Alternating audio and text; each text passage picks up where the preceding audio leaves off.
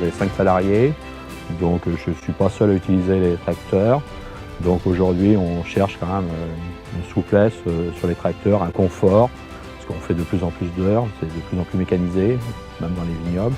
Donc ce que je recherchais en premier lieu, c'est vraiment la souplesse. La priorité, c'était vraiment le confort. C'est le problème qu'on avait avant, c'était la suspension.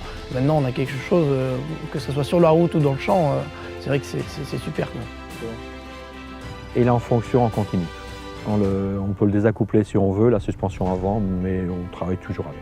Petite casse ou quoi, la roue va se positionner dedans. Et l'avantage d'avoir 2 triangles, c'est que on sent pas d'à-coup, quoi. On n'est pas comme ça dans le tracteur, ça fonctionne très bien.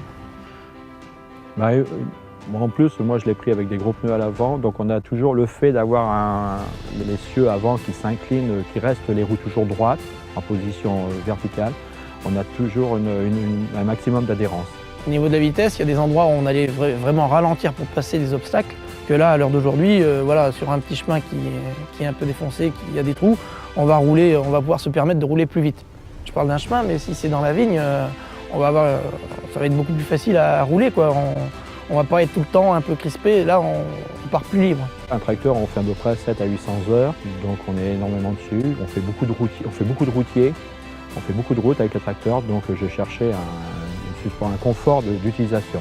Donc faucillage et enfonce-pieux toujours à l'avant, toujours sur l'avant du tracteur, donc on sollicite tout le temps l'Active Drive qui fonctionne bien. J'ai d'autres tracteurs qui n'ont pas de suspension avant. Si on doit prendre un tracteur, s'il est libre sous l'hangar, c'est celui-ci qu'on prend.